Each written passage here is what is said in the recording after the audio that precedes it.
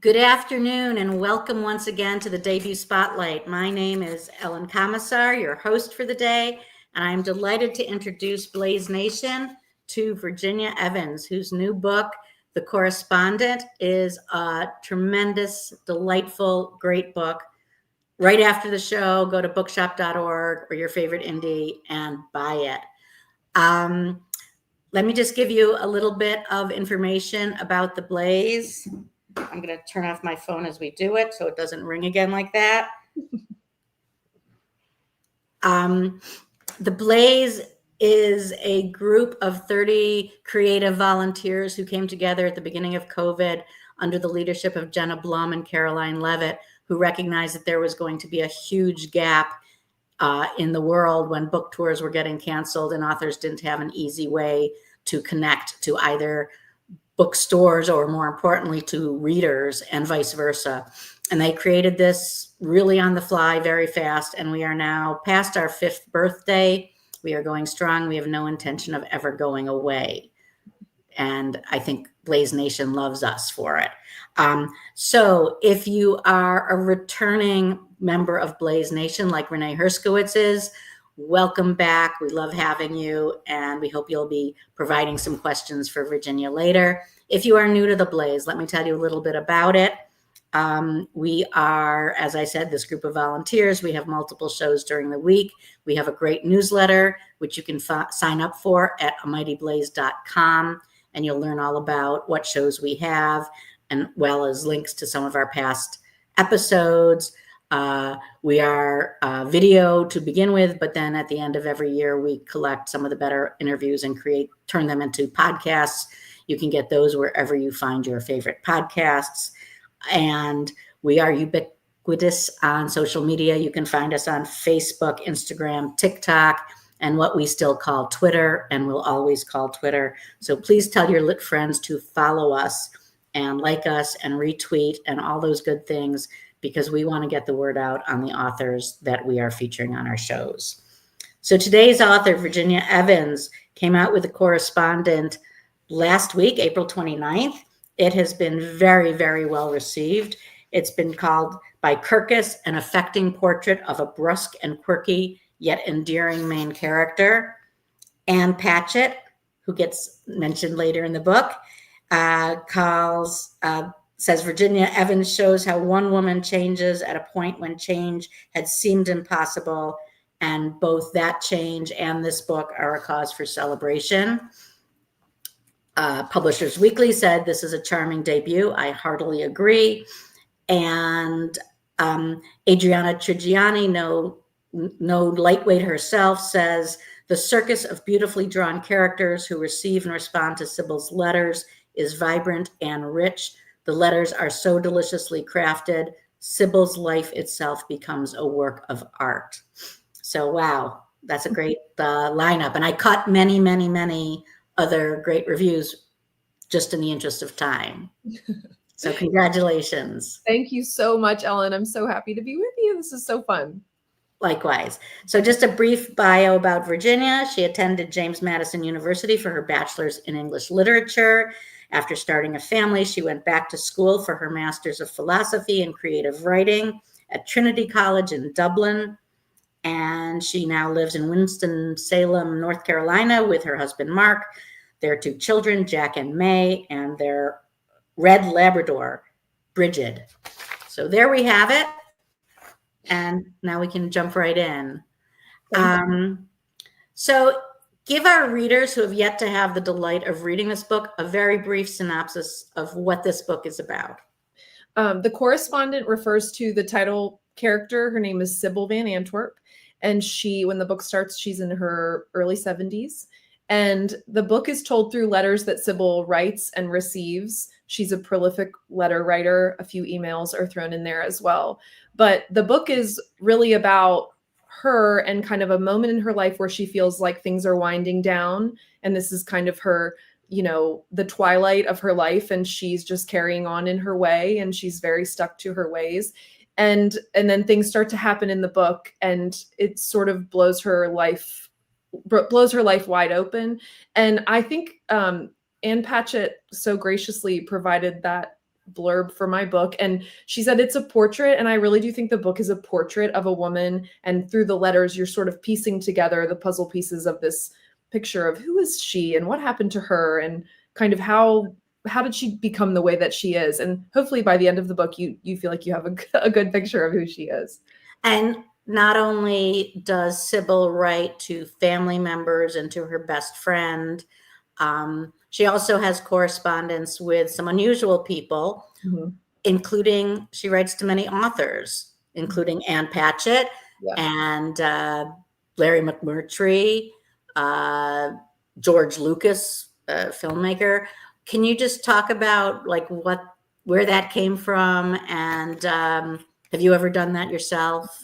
Or are your readers starting to do that with you? I know, I'm wondering the same. I have done that. That really came out of my own experience. I've always been a letter writer, and if I find something is very interesting, or if I find a person is very interesting, or if I've read an interview or a book, I will try to find an address and write a letter.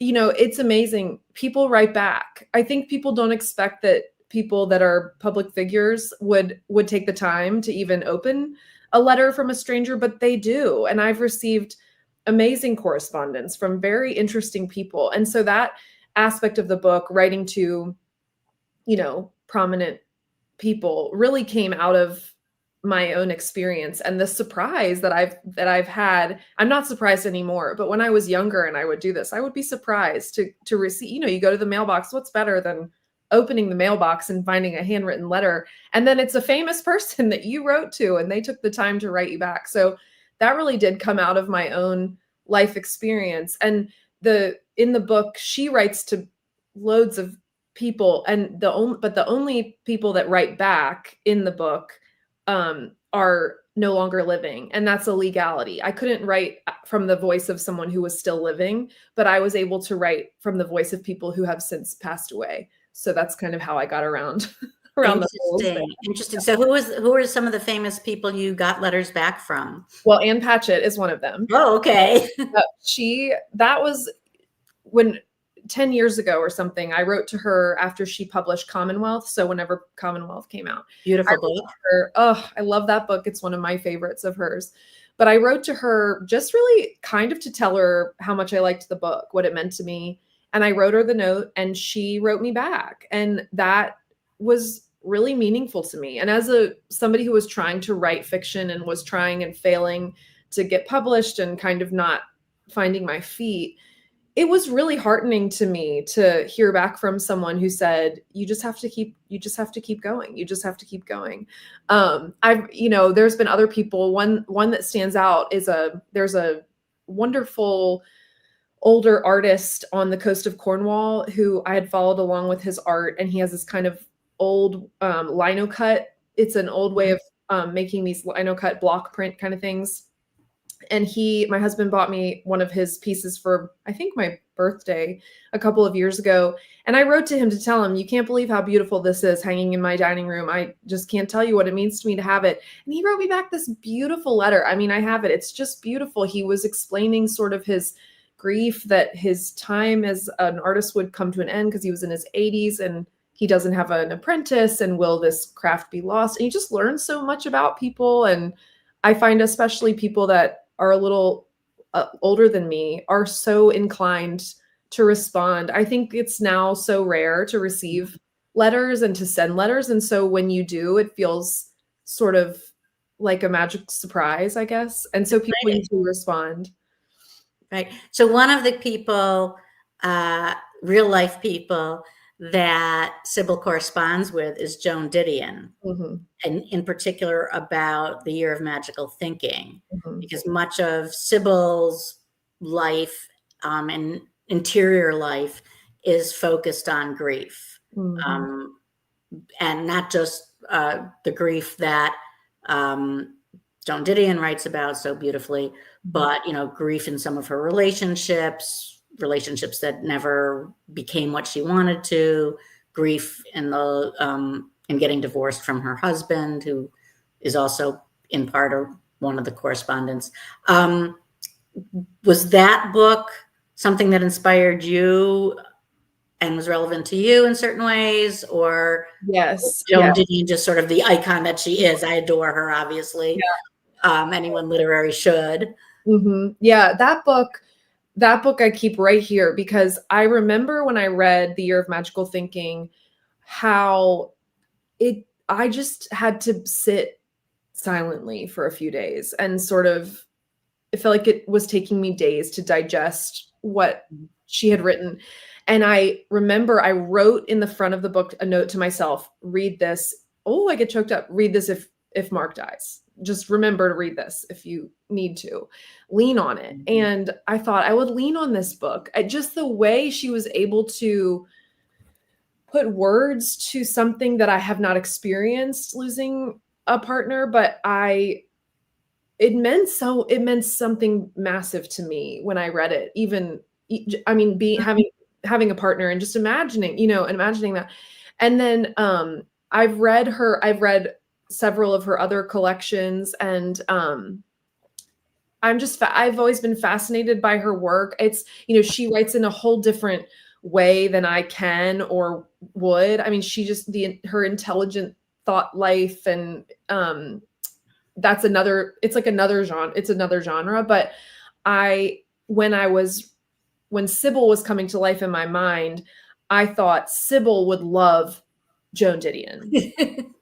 Sybil would be would be able to talk to Joan Didion and would be brave enough to talk to Joan Didion about these things. And then it turns out that Sybil and Joan do share something really, really intimate and very, and so I just wanted it to be part of it. Well, I'll tell you three things, if I can remember all three. One is that I was brave enough to once say hello to Joan Didion. Oh my Central Park with a girlfriend who was also very literary, and we looked at each other. She goes, "Is that Joan Didion?" And we just walked by, and we didn't. And being the cool New Yorkers, you don't stop celebrities and gawk. We just said, "Hi, Joan," and we just kept walking. Or maybe we said, "Hi, Miss Didion." So that's one. Number two is that the name of the book is The Uptown Local. It's also a debut book. It's a memoir by a guy who we had the pleasure of having on the show, Corey Leadbeater, and he was her personal assistant for the last 7-8 years of her life, and he writes about his experiences with her. So a little bit of an intimate, in addition to the new book that's come out about the letters and her journals and whatnot. And then the other thing is a quote from your book where you say, "Words, especially those written, are immortal." And that's something that Sybil says in talking about why she writes letters versus picking up the phone and having a conversation. So I think there's a lot of great connectivity there. I want to talk a little bit about these characters, because Sybil is this real rich character, in part because she's both strong and frail, courageous and weak. At times she feels all of the same anxiety she felt as a child, even though she's in her 70s. Was that balancing of characteristics, did that come just sort of naturally to you in thinking about it, or did you have to push her as a character in one direction or the other? That's such an insightful comment. And I wasn't trying to do anything. I was just trying to tell a good story. I wanted to write a story.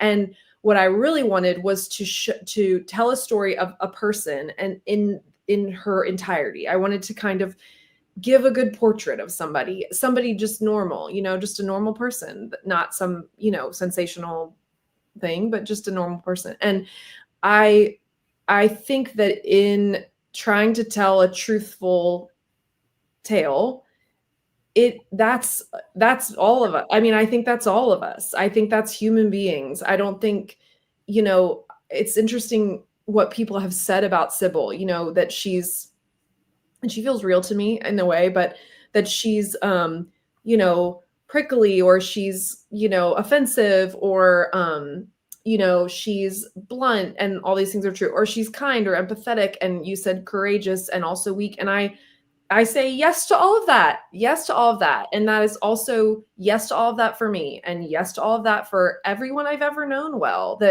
Um that all of us, I just think people are just a bundle of paradoxes. And I've been writing for a long time, and this is the first book that's out, but I've been writing for a long time, and so much of my life as a writer is observation and interest. I just am interested in people and stories, and the more I learn, the more I observe, the more I just think that's what it is. It's sort of this, somebody's wonderful but also horrible, somebody's kind but also wounded someone, somebody's really smart but dumb as a brick in some way. I think all of us are like that. Or um know someone like that. yeah, or know someone like that. But I just, no, I don't think I was trying to, but I do feel like what I was trying to do was tell the truth about somebody's life and what she was like, and so it kind of all shook out. So I understand from reading about you that this is actually your 9th novel. I think 8th or 9th. Yes. 8th or 9th. So first one out in the world in a big way. So you went from, an aspiring writer to a published one. What are some of the things you've learned about writing or about yourself in that process? The first book I started writing when I was 19, and I started writing a novella. And so I'll be 39 next month.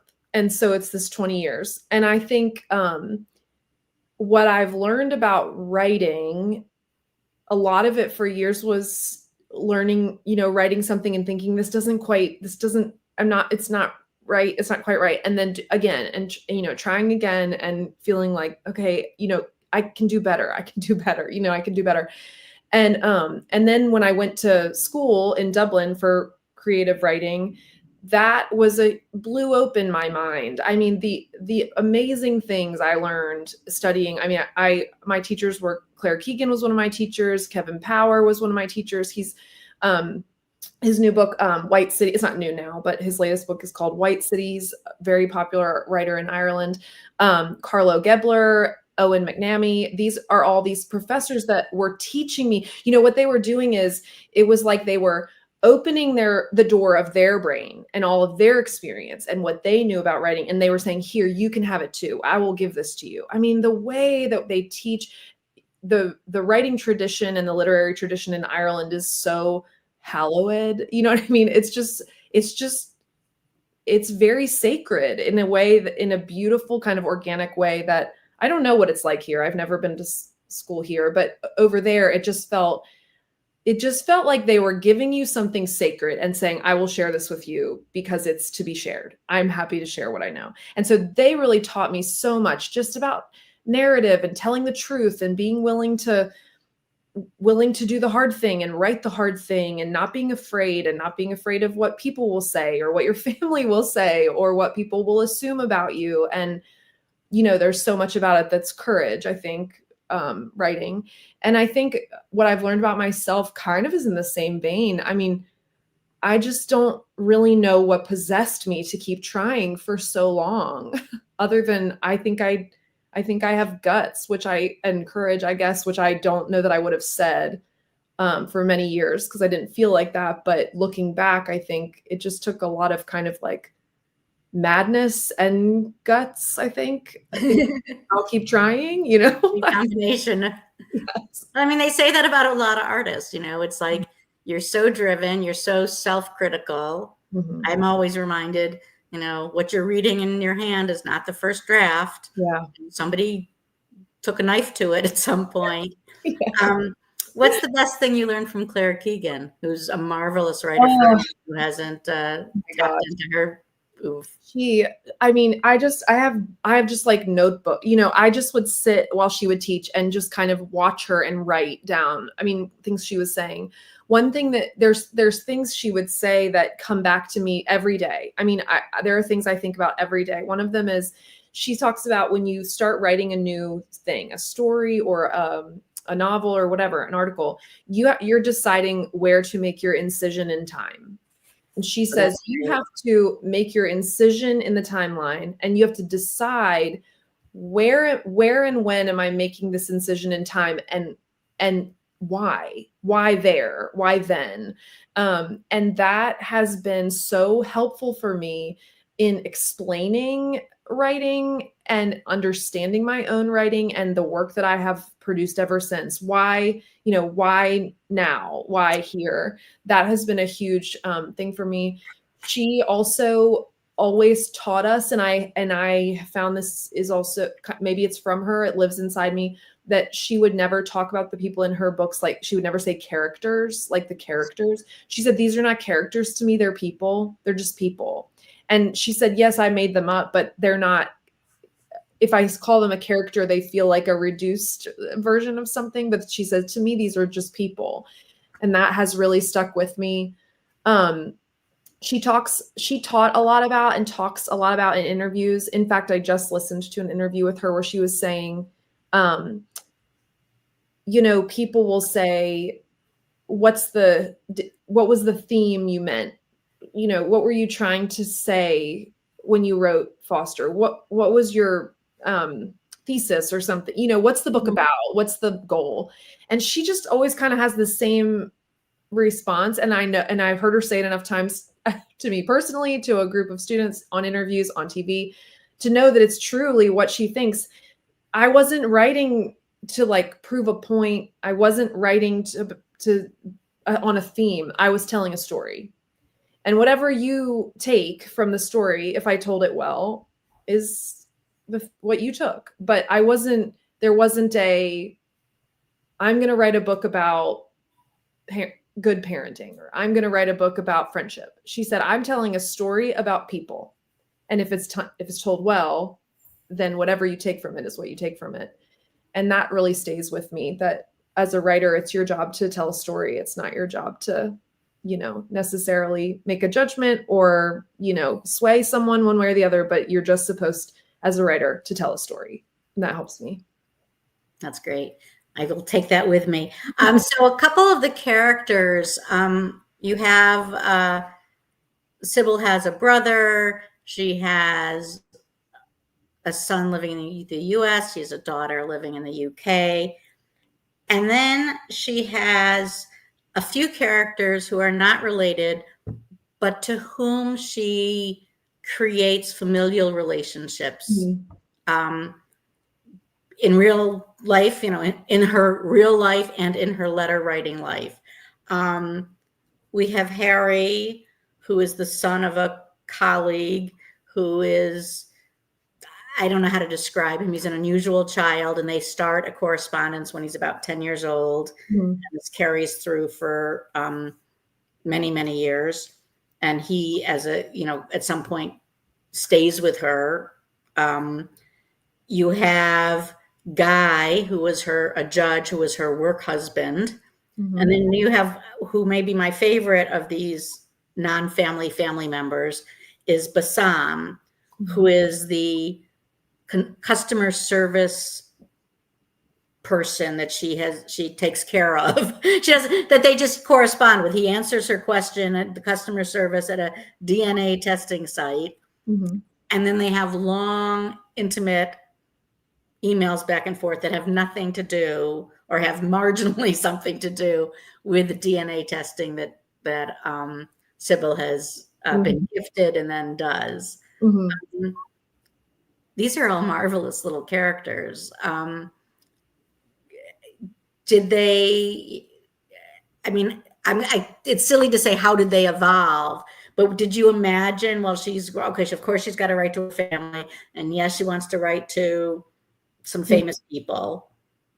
And then where did the in-between ones? Where did those other ones come from? Do you have were they like purposeful? Were they? I know that's a silly question, but did you say who else would Sybil want to write to? Yeah, I mean, I think it's funny.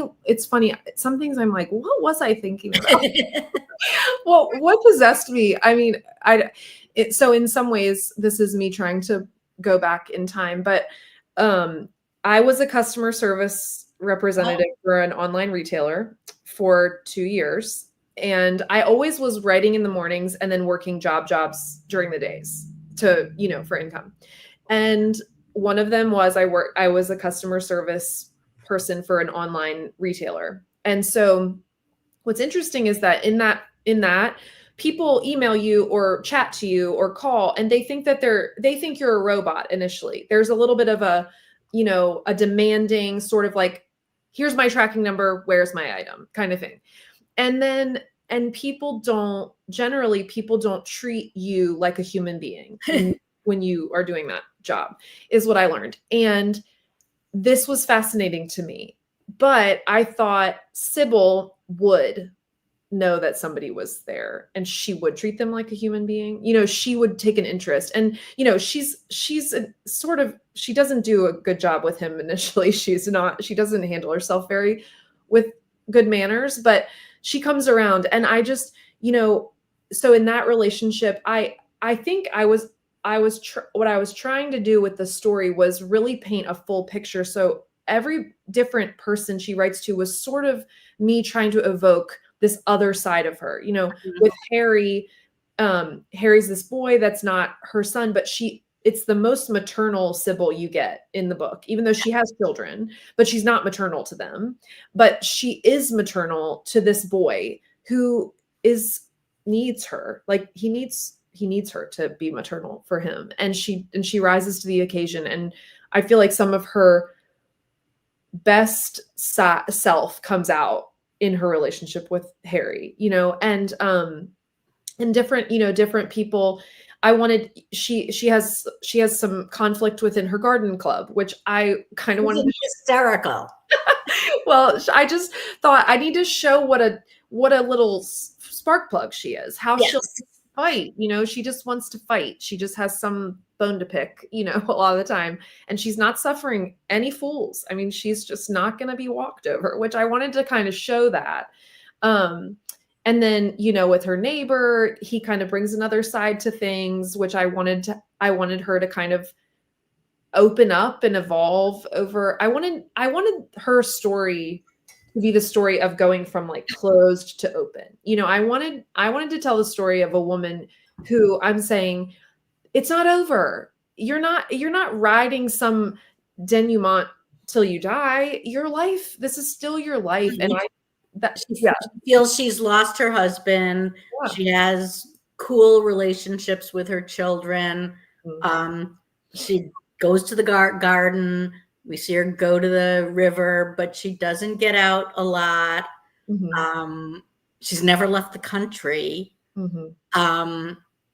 So it's very, she's very worldly yet cloistered at the same time, which is a great combination.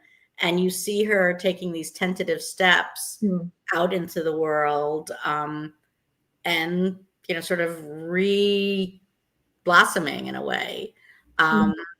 And being a very different person who she was as a parent or as a clerk to this judge, and clearly was somebody very intelligent and working hard her whole life, and then afterwards sort of looking back and saying, what did it cost me something?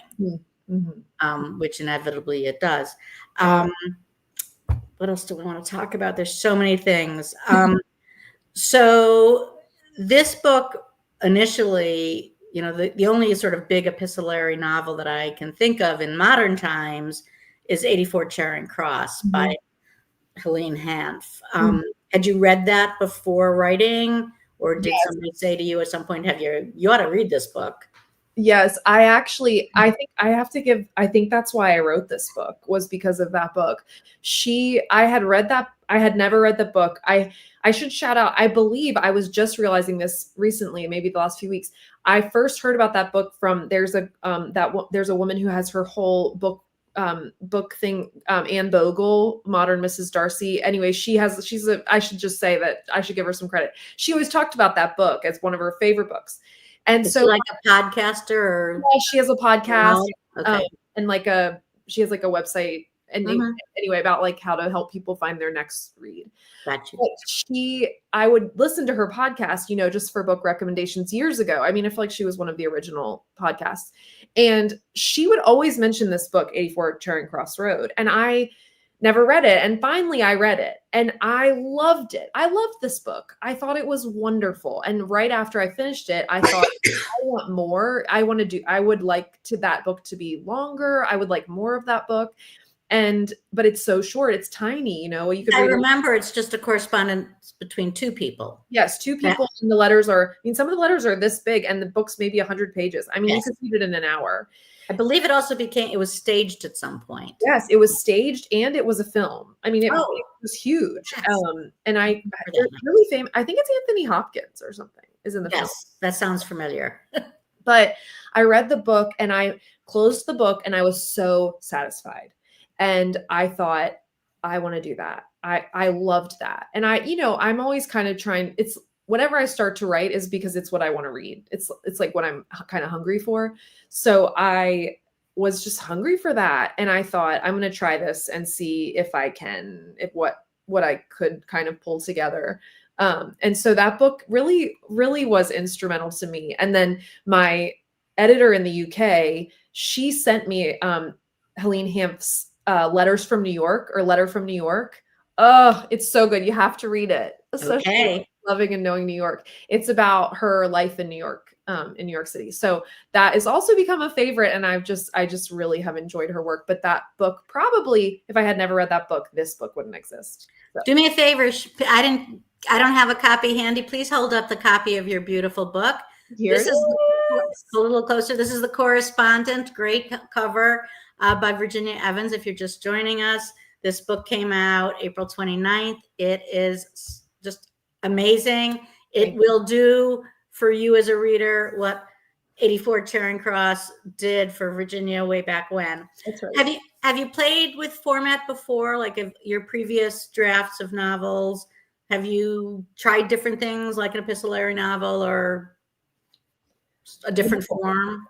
No, I feel I'm very run of the mill. I mean, you're not. Story, but this felt, when I was writing this book, I didn't have a big intention to try to sell it. My agent had been trying to sell the book I had written previously, and it wasn't selling. And I had finished 84 Charing Cross Road. That was in my mind. I think I needed to cleanse my palate a little bit. I was tired, brokenhearted, disappointed, rejected. And I think I just started writing this for myself. I was just wanting to do something that would be fun. And honestly, the letter format was fun. It was really fun to write. And I found it was very easy for me to slip into Sybil. It didn't feel, some books I've written have felt like such a labor or a slog. And this book just felt light and fun to me. I mean, it's not light material, but it is, and it is, and it isn't, I guess. But there's a lot of comic relief throughout. And just the way Sybil chooses to say certain things, or drops in by the way, and it's like the biggest news of all. Yeah, Mick invited me to go to Texas, and I'm gonna go. Like, what? How did that happen? Last we knew, you didn't like Mick at all. Yeah, so, that feels right. So I think that's really great. In terms of, I read in your acknowledgments, you talk about drafts and failures and disappointments for years on decades. Can you talk a little bit about your writing experience, your process? Has it changed over time? What does your writing day look like? And does it look the same now as it used to? No, I mean, for so long, I was waking up so early and writing before my children would wake up or before I had to go to work. So I was absolutely single-minded and disciplined. I mean, I should have channeled it into starting a business or something, because maybe I could have made some money, but every day, I bet in 15 years, I didn't miss 10 days of writing. Wow. It was just a very sort of, it's like madness. I mean, it's madness because it wasn't working and I was failing. I mean, everything I was writing was rejected, but I just kept doing it. So it was I guess it's how I kind of survived. I don't know. It was just something I never thought of not doing it. I never thought I would stop. I just that was what I did.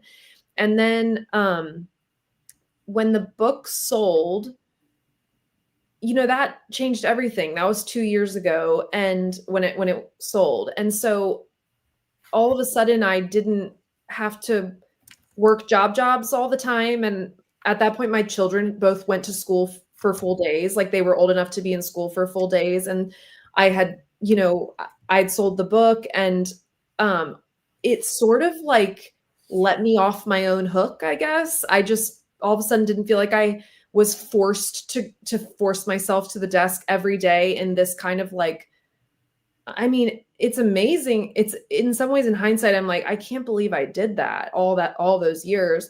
But in some Did you ways, talk to your friends about, like, did they see you as a writer?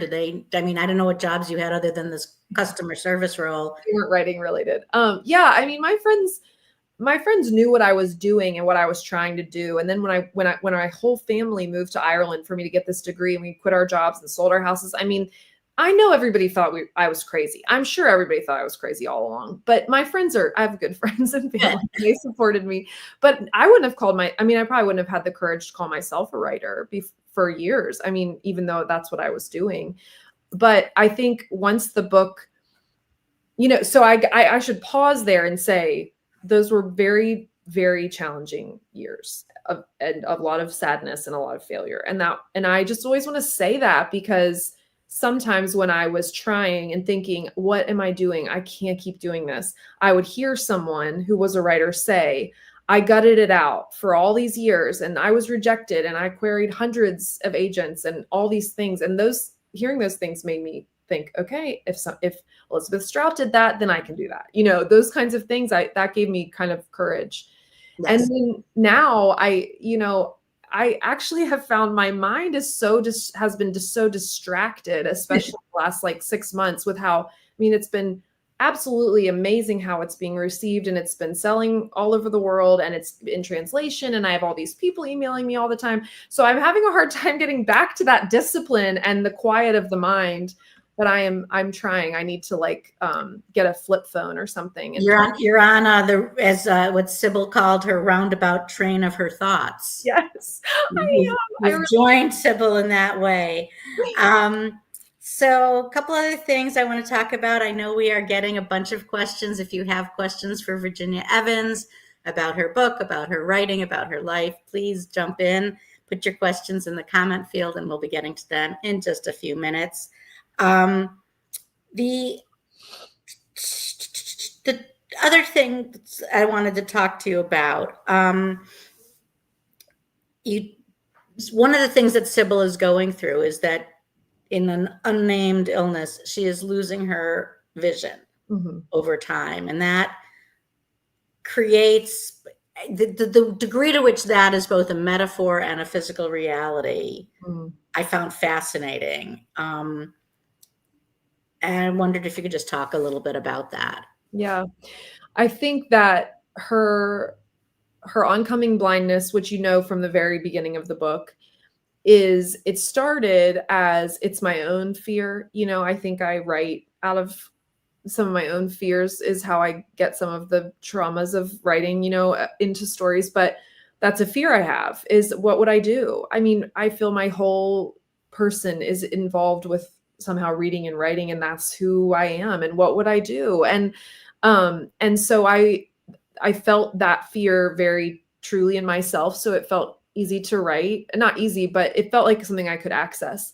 And but I agree with what you're saying, that it's kind of a reflection of something more. And the experience of writing, it's almost like as she's going blind, she's also coming out of blindness, in her heart and in her soul. And, I'm not going to spoil anything at all, but I just think as the book gets towards the end, there's such an opening of the eyes. And it started like she was just, eyes closed, buried under her, buried. She didn't really look at herself. And by using this first person technique of letter writing where she's disclosing herself and what she thought.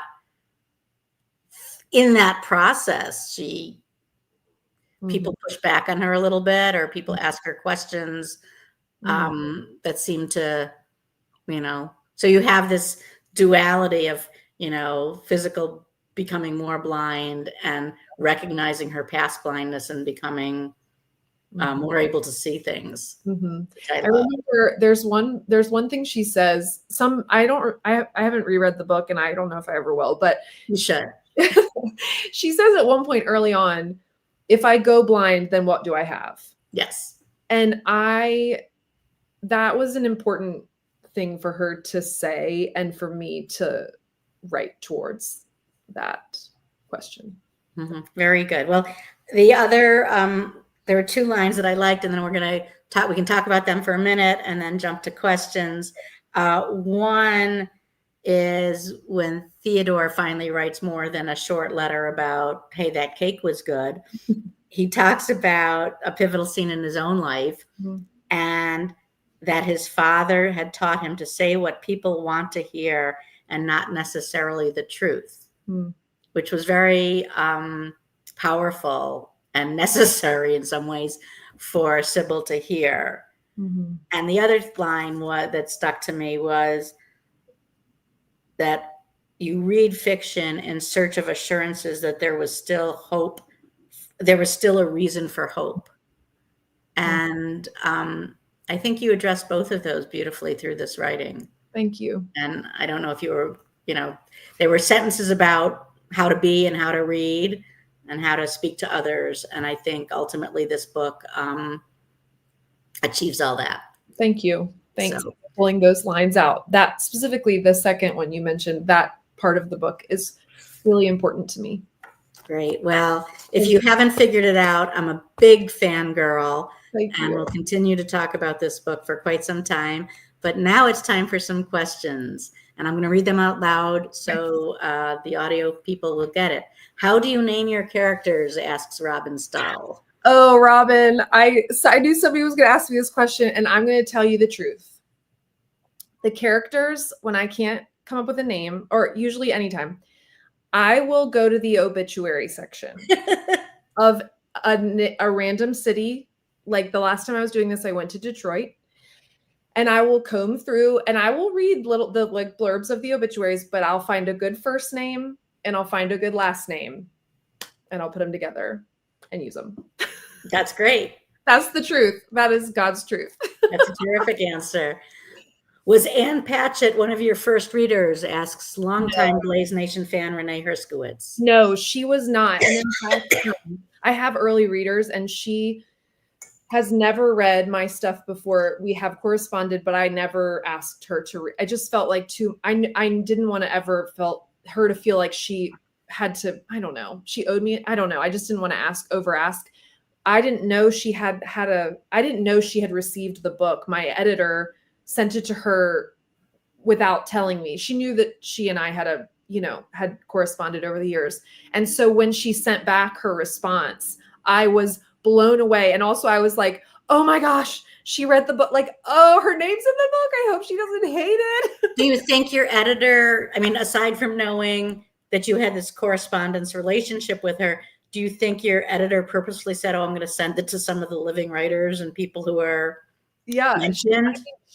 My editor knew that Anne and I had corresponded. And I think she just was like hoping that she could Anne's quote on the front has given this book rocket fuel. I mean, that's why a lot of people are like, I picked it up because her name's on the front, which is, and she knows that. Anne knows that. And she did that as a kindness to me. She didn't owe me that. I'm sure she gets asked to read thousands of books and she didn't have to read mine, but she did out of her kindness to me. And she read it when it was finished, though. She read the final. Yeah. Great. Other questions? Are you doing a book tour, Zoom library, and bookstore events? I am not doing a book tour. Some places have started now that the book's out. I think when you're a debut author, they don't know how it will do, and maybe nobody would come if they had you. Nervous. Yeah, but now that it's kind of it's getting traction. Yesterday we found out it's on the USA Today bestseller list.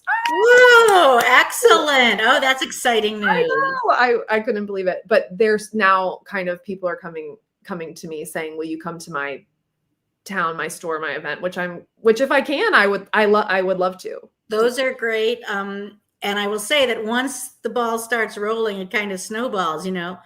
The people at Barnes and Noble and all the, I shouldn't name drop the big stores, the people at all the indie stores, et cetera, will start putting your books out front because that people will say, oh, I saw this book on the USA Today list. Where is it? So exciting. So I hope it's good. Renee also asks, why are there birds on the cover? That wasn't my pick. And honestly, the book cover thing was this is the third cover that the US had. The first two covers got nixed. But by you or by other people? Well, no, not by me. The first cover that was designed that has never been seen anywhere publicly was amazing and I loved it, but it was rejected by like the sales analysts or whatever. And then the second cover is out. It was originally posted as this cover that's navy blue and it has like the back of a woman and it's kind of drawn. That one was also the back of a woman. Yeah. I mean, every book has back of the woman. I know. And I think that's why they kind of said we need a little more. And then when in December, I was in New York for meetings and my editor, who is wonderful, said, we're going to change it again. Here's like 10 options we're considering. And several of them had the birds. And I just thought, the birds feel right to me. And when I thought that when you get to the end of the book, if you close the book and you saw the birds, you would think that's right. That's what the book feels like. And I think the birds are a home run. And then there's a different cover in the UK, which is this. Oh, interesting. The UK has been doing some interesting things with their books. They're getting more minimalist. Yes, I agree. And then the German cover just got publicized, and that is a watercolor painting that my friend who's a painter did, and it's the view from Sybil's writing desk out to the water, and it's beautiful. Very nice. So we'll see. It might change for other countries, but we'll see. Robin also asks, will you be attending any of the author reader conventions? I attended Left Coast Crime last year, and it was surreal being surrounded by so many authors I admire. Next year, it's in San Francisco. I would love to go to San Francisco, Robin. You just tell them to have me. Anywhere. I would love to go anywhere. Well, I think people will hopefully start to catch the buzz that they should and learn more about this book. Because the more buzz that's out there, the greater the world will feel, because it's a beautiful book. Thank you. And I really cannot recommend it highly enough. So thank you so much for joining me today, yes. Virginia. It's been great to talk to you.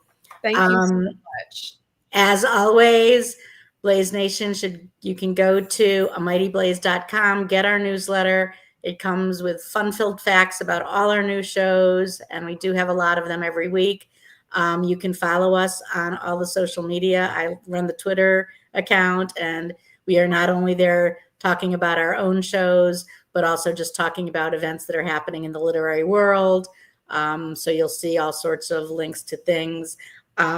You can join me next. I'm doing 2 shows this month because I just had too many good books to select down to one. So on May 22nd at noon, not our usual 2 o'clock, I will be interviewing debut novelist Daria Lavelle, who has written a very interesting book called Aftertaste. So hope to see you all then. Till then, keep reading.